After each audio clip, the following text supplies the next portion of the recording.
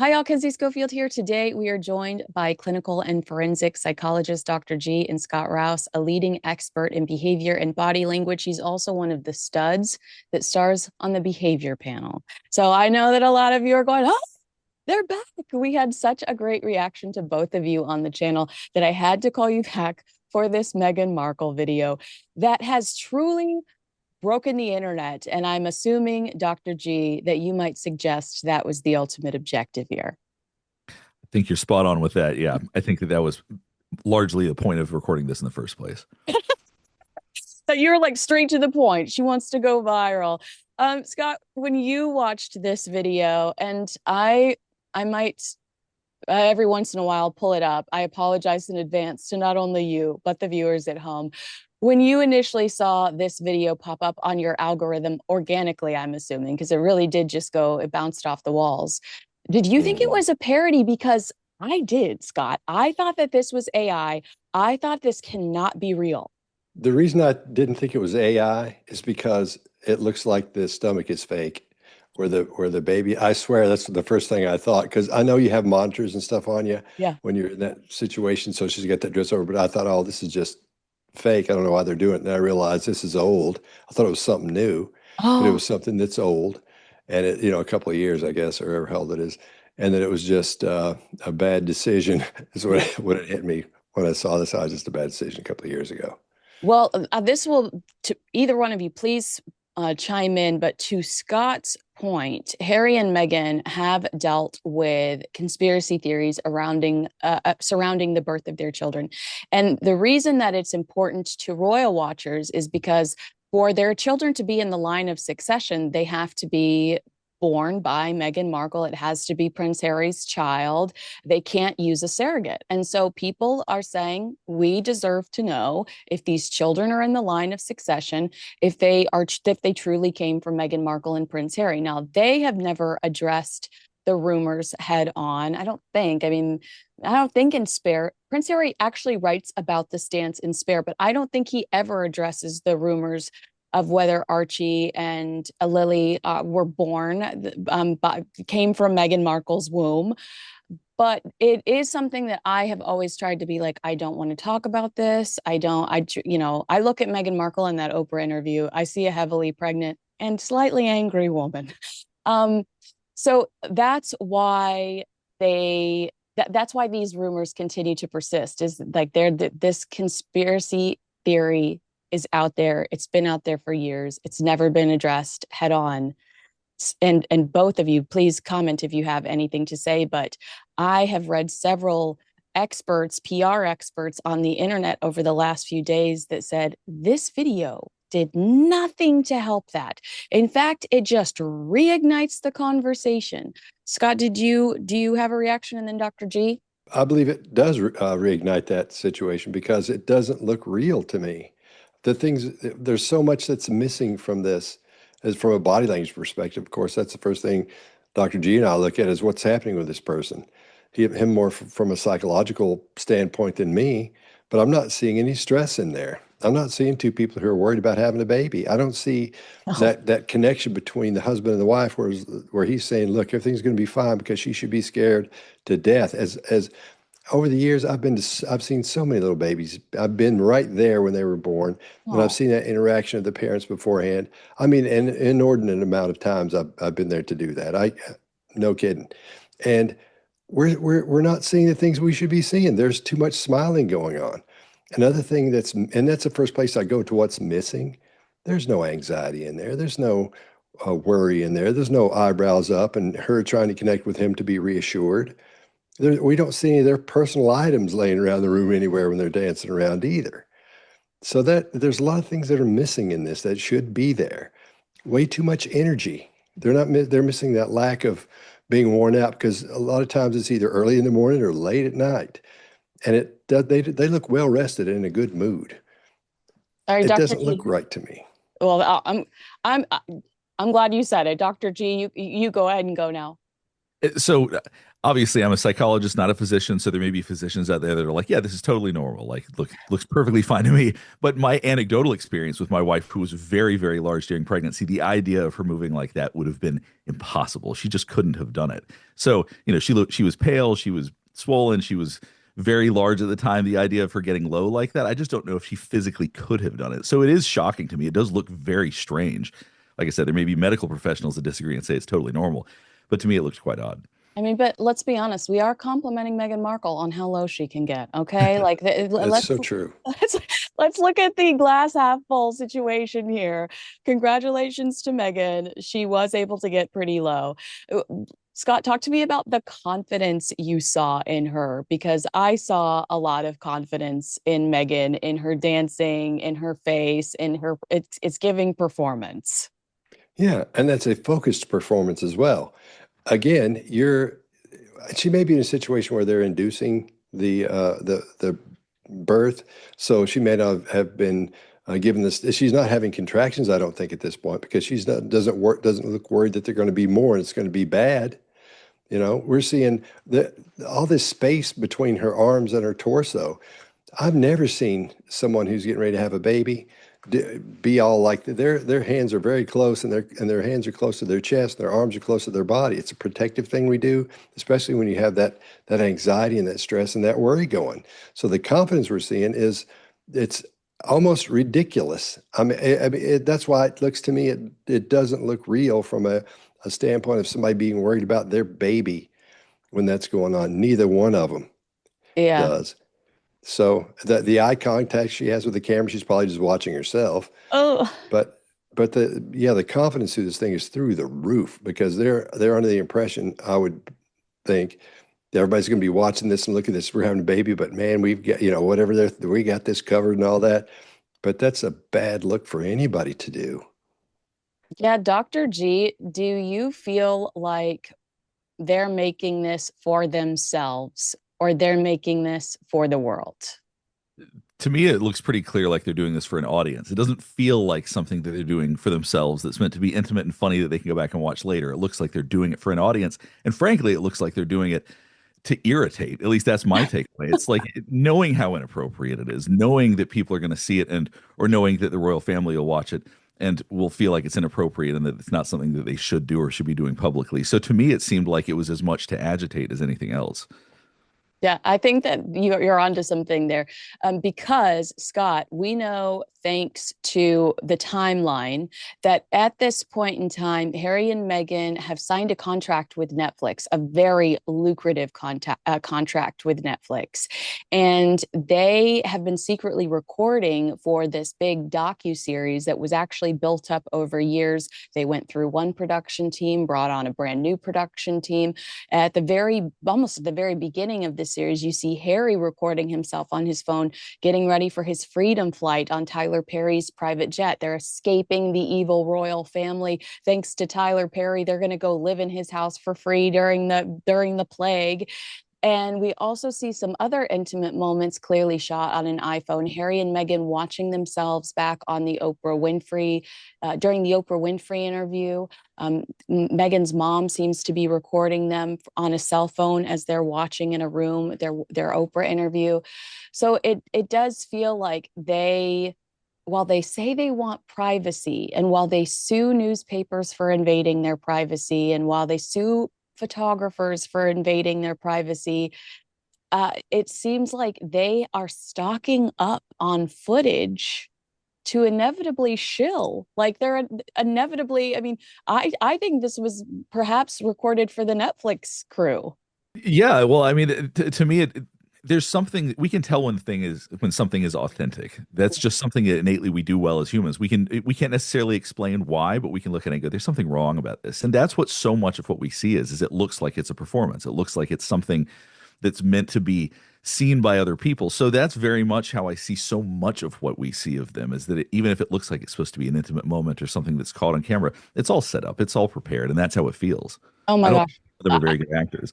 I know that you have probably not seen this, but one of the most cringe parts of the docu-series is Meghan claims she doesn't know she's about to be proposed to but she's on the phone with a girlfriend FaceTiming, and she takes the phone with her to this picnic, elaborate picnic setup Prince Harry has set up outside, and she's conveniently screen recording while FaceTiming.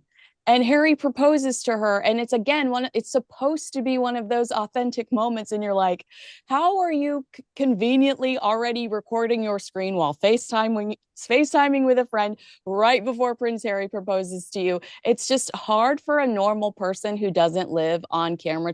Of course, if my dog has all four paws up in the air, I whip out my cell phone. That's gorgeous. It's adorable. There's 3,000 pictures of my dog sleeping in my phone, but I don't walk around filming myself.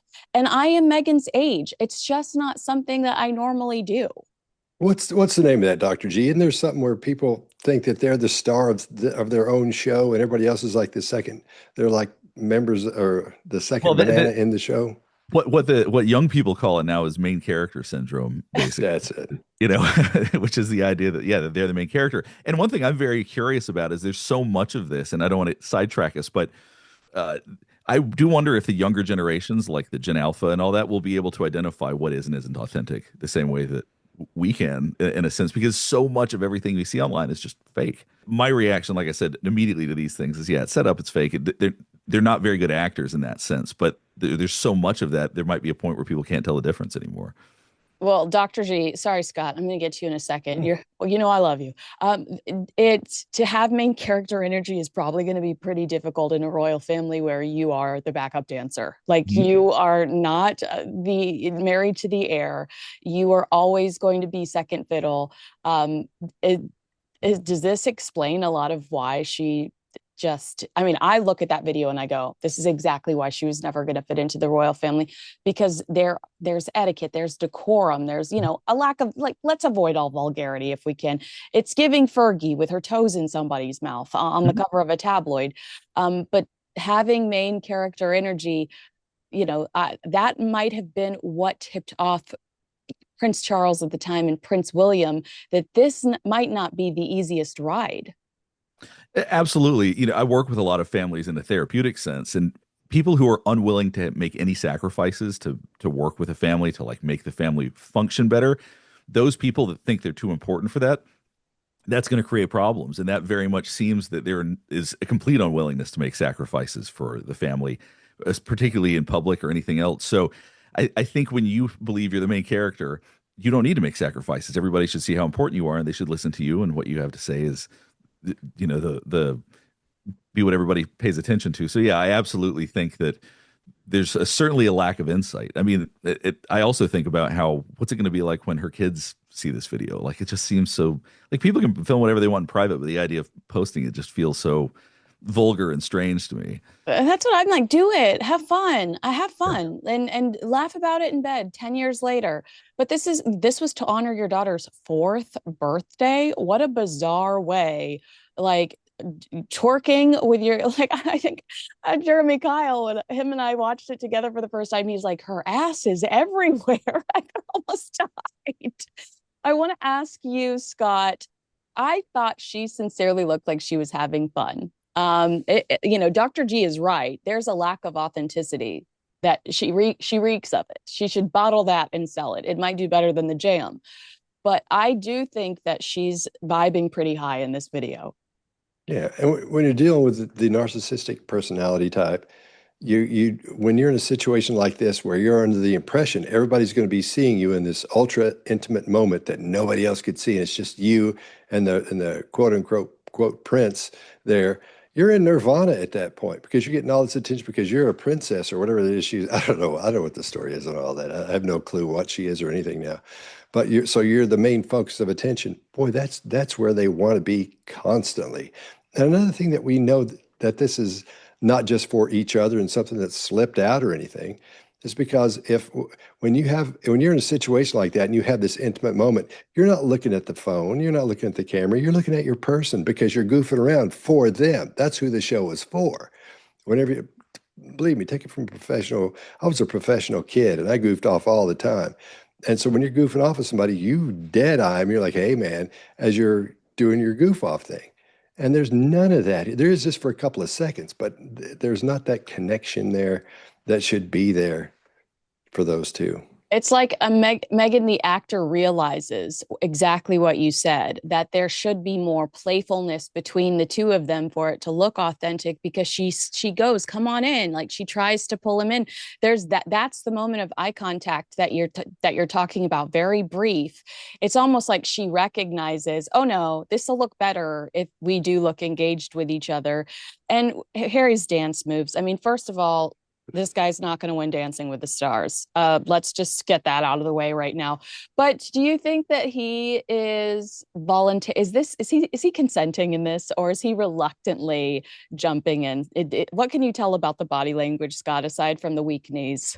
Another thing that stood out for me was this thing that I call and coined extra face.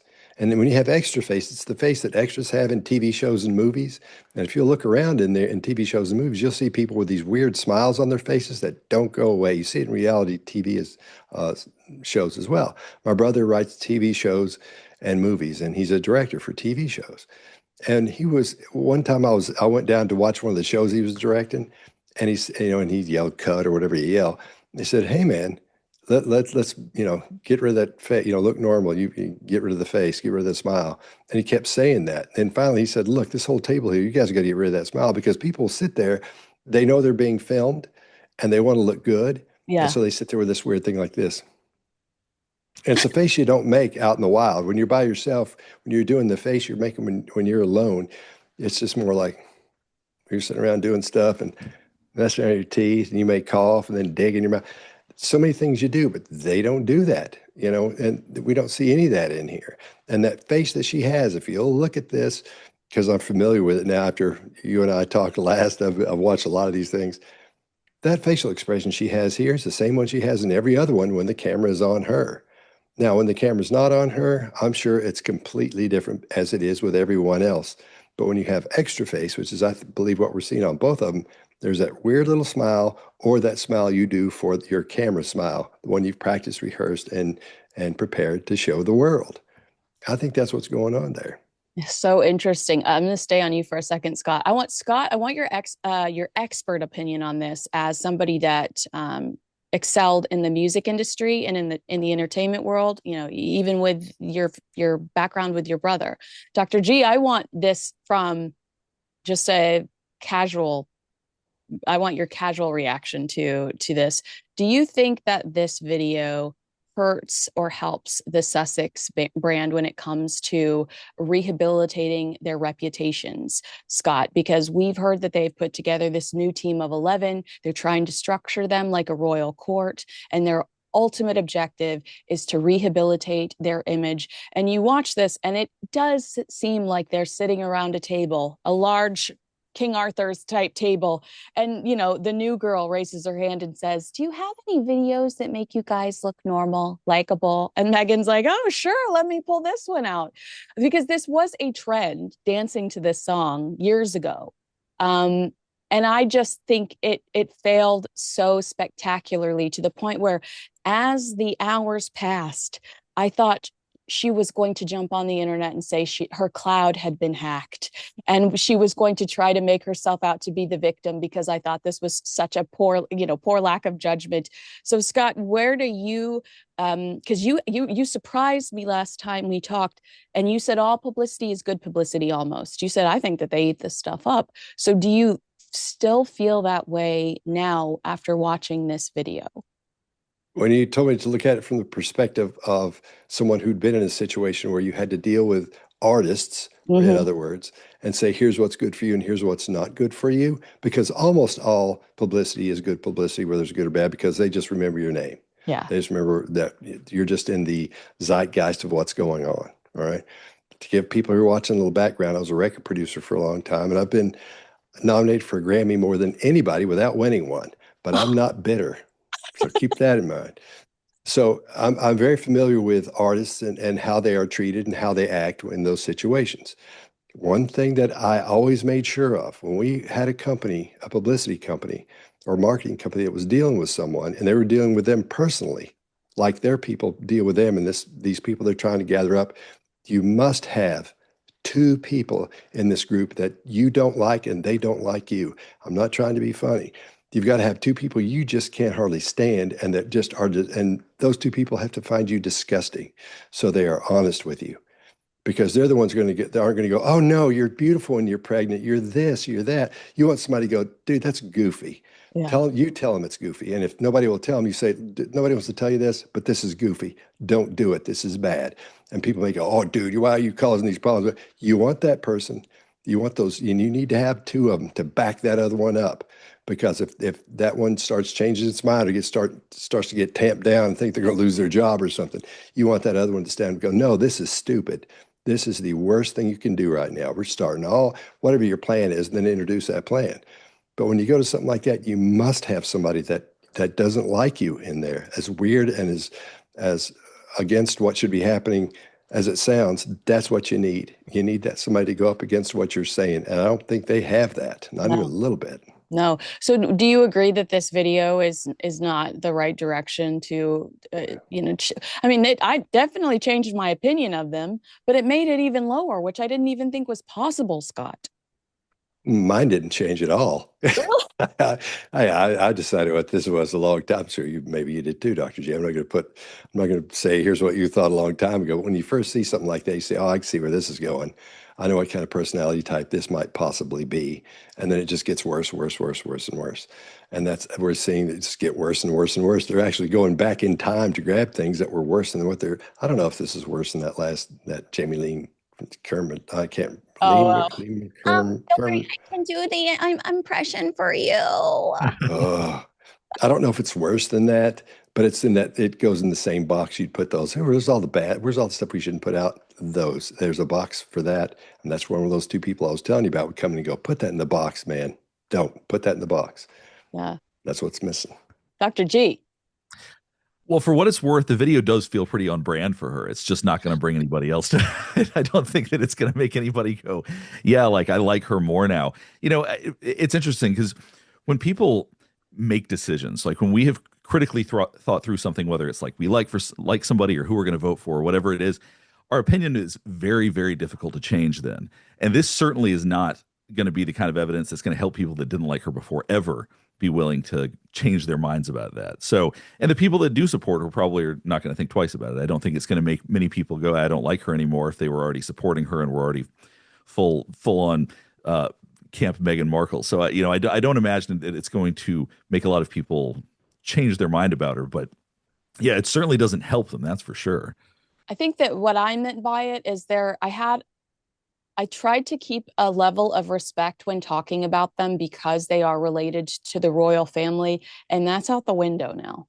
Like now, all I can see her as is the girl auditioning for the Shakira music video, the girl that the headshot, her Suits, where I did give her. I don't want to say I gave her the benefit of the doubt, but I do think that I was more respectful when speaking about them previously because I was trying to also respect the monarchy. And now I'm like, ties are severed because no one that will ever have anything to do with the monarchy again would let that out. It's just so vulgar to me. It's so inappropriate to me. So I wonder, because I saw new headlines today about Harry and Meghan announcing that they're donating to a new charity, a rare charity mention from this couple. I'll start with Scott. What's your feeling about an oversaturation? Should Meghan take a step back? She's curating her own headlines daily. It's no longer the tabloids just pumping stuff out that's from 3 years ago or whatever. Now she's doing this. Is she annoying the public? In 1 week, we had, just kidding, I'm not restocking she told Fast Company last week and Tina Knowles in her podcast this week that she was going to pause on As Ever. Well, this week she posts on Instagram, just kidding, I'm restocking. You are in fact getting new product. So she contradicts herself. But this week we're also getting a brand new interview with Tina Knowles. We get new pictures of Lily, her child. We get the dancing video. Today, there was a release sent out about a new donation. I'm overwhelmed with them to the point where I can't stand them. From an entertainment perspective, is that a possibility? Is that something they should be concerned about? Yeah, going back to being a record producer and dealing with those same situations with music artists, you can usually tell when you've got an artist and they're going to last, that will last from 2 to 5 years. And in the 2 years, they're going to peak and everybody's going to, oh my gosh, here's the newest, biggest thing. And that next 3 years are going to go down to that you peak and then you go down and you just level off. You've got a little line going there. To have someone go for years, and you have like Aerosmith and those kind of bands that kept coming up over and over and over the years, you have these injections of new stuff, but of information and videos and things that make you popular again. But that information each time has to be singularly focused, and it has to have a reason to be there. It has to have a goal. So you bang, you're this person now, or you do this. And then that goes away a little bit. Then you wait a while and let everybody sort of forget you a little bit. And then bang, oh, now what are they doing? Because that's what you want. Oh my gosh, look now what they're doing. And that's what gets people to talk about it online and in person and those kind of things. So it's tough to do what they're trying to do. But I believe that he's probably okaying it and thinks it's okay because since he was little, he's a prince or was a prince. So he's, no matter what he does forever, he's set in that band, but he's always got that one line going up near the peak line. He goes bang from a kid and stays right there. But with her, it's gone up just a little bit, then back down here, and then he's on the same line with her, and it keeps popping up every now and then. So again, to go back to having that singularly focused idea and point you want to reach each time, that's work. That's a lot of work. And I don't think they have the people around them. And this is not coming from body language perspective, just from my old job perspective.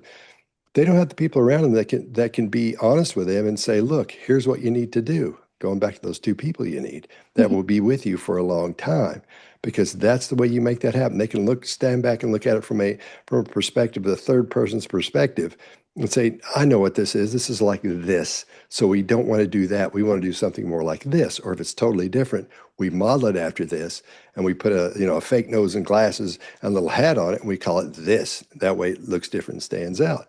I don't think they have the people around them that can do it, especially if they're saying, we're telling you what they're doing. You don't say, here's what I'm going to do. Yes. In that situation. You just do it. And it's like, wow, look at this. You don't say, I've got all these publicity people out who are going to talk about me and tell us, and that's what we're going to do next. Nobody cares about that. You're telling your plans. The part of making someone popular and being in the zeitgeist and being in the news and being on the front of everyone's mind is doing something new and different, a novel idea, a novelty kind of thing. And that's what they don't have that. They thought this would be it because, oh, look, it's really cute because I'm doing this and look how I'm dancing around like that. And he comes through and all. Nobody said, don't do this, man. Yeah. So I don't think they're going to be able to pull it. I don't think they're going to be able to pull this off in the long run without people disliking them. Now, having said that, there are people who want you, if you look at it like pro wrestling, there are bands or there are people out there who don't want people to like them. They're still going to be there. Look at Prince. He knew he had to have an enemy, so he created bands around him. He had no competition when he first came out, none. He was like, dang, I don't have any competition. And I know this from being at Warner Brothers, from being a producer for Warner Brothers. So what he did was he said, what I'm going to do is I'm just going to create these other bands, and that's going to be our competition. I've even put him in the movie, me fussing with him in the movie. So that still puts that, even though they were buddies and everybody knew they grew up together, it still puts that in your mind that there's competition there. Not only did he come up with his own style for himself, he came up with like almost a genre, and that a mini genre within that genre he was in of pop music. So I'm getting too deep into this stuff. No, but I'm loving this. This is my first Okay. Prince drop on the podcast. I'm loving it. Oh, okay. No, Okay. I think it's fascinating what you're saying too about stop announcing things, just execute, because that is one of Harry and Meghan's greatest weaknesses. They announced this huge Spotify deal. Harry appears on 2 episodes of 13 whole episodes. And nothing comes to fruition of his specific deal with Spotify. Nothing comes to fruition. Meghan produces 12 original episodes. The return on investment's not there, so they drop her. I thought the same thing last week when she announced it was the end of her podcast. And then she says a few days later, surprise, I have a new episode with, Beyonce's mom. Just wait, surprise us on Tuesday with the new episode with Beyonce's mom. To me, that was going to have such a greater reaction and audience reaction than teasing, and also the flip-flopping. I'm pausing my brand. Just kidding. It's restocked. This is the end of my podcast. Just kidding. A new episode. There's just Dr. G, that it makes the audience feel like they can't trust her.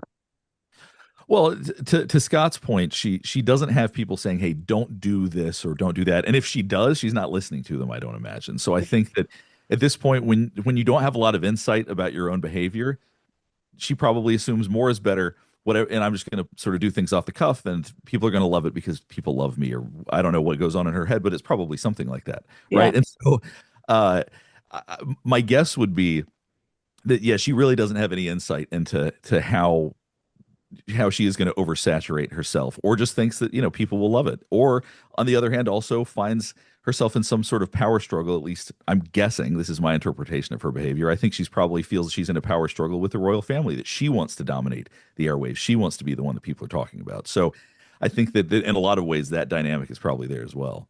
Yeah, Scott, to your point, that's when you were talking about Prince having, competition. I was thinking to myself, Meghan still thinks that the royal family is her competition, despite them moving on. I mean, they won't respond to anything that they say or do.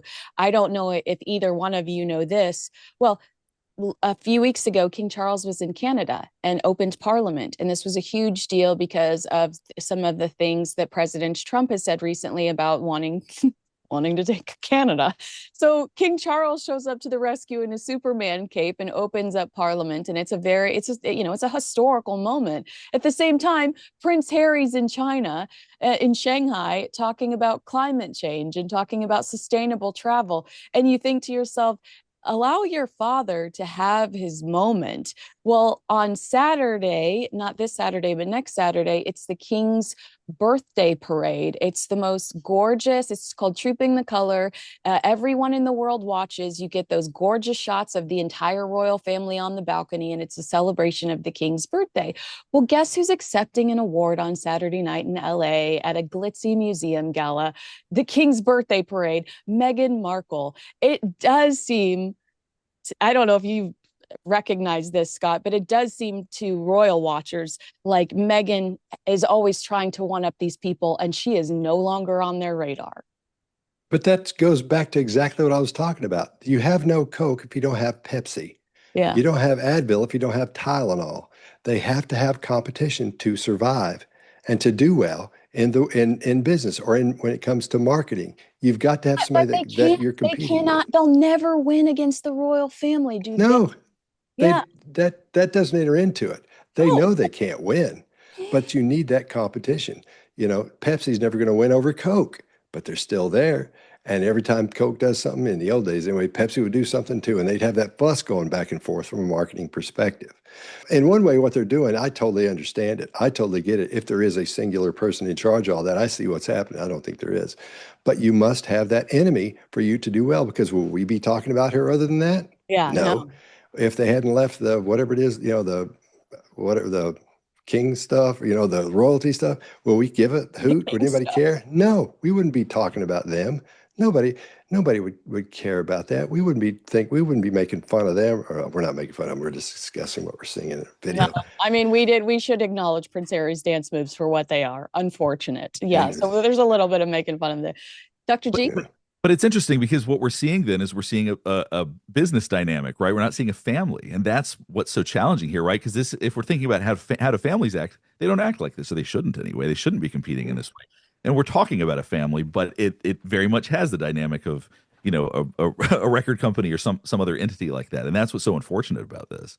That is the truth. Look at you, Dr. G. Drop it. I mean, that was a mic drop right there. All right, Scott, I want to ask you before I let you go, were there any other observations you made when it came to this video? Anything that stood out to you? Anything you wanted to mention?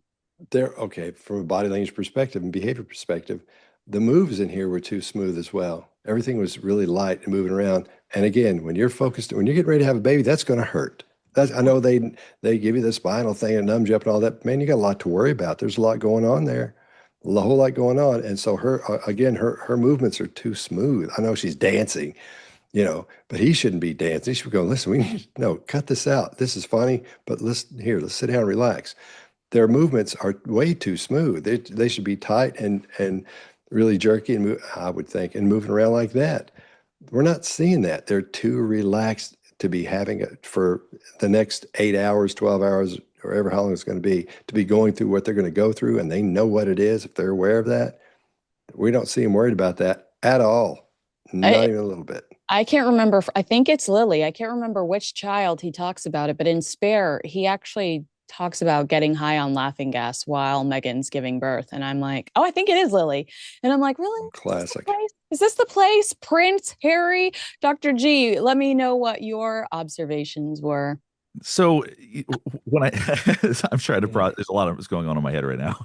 So, but when it comes to this, just because I was trying to think about my own situations here, I personalize a lot of things when I interpret this kind of stuff. And I was just thinking, like, if I had the poor judgment to do something like this, I would at least think I would like hold my wife's stomach while she was doing it or something. It's so strange. And I'm like, does he not get more interactive with her because Meghan set boundaries and has been like back off during these situations? Or is he just as clueless as she is? And that's what I can't tell. Is it a folie à deux? Are these two people that are completely ridiculous? Or is it just that he sort of learned his place in the relationship?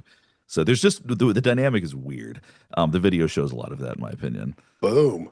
Yeah, that was really good too. But unfortunately, Scott, I have one more for you. You said you said you can see it in your head. Like if there's one, let's imagine there's one person in charge. You say you understand what they're doing.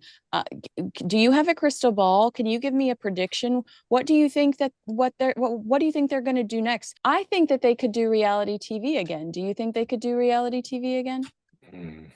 I don't know who would watch it except for people who would attack it. I mean, but that's coming from me. Look at me. I'm not going to be watching that. I have no interest in it at all. But there are so many people that do.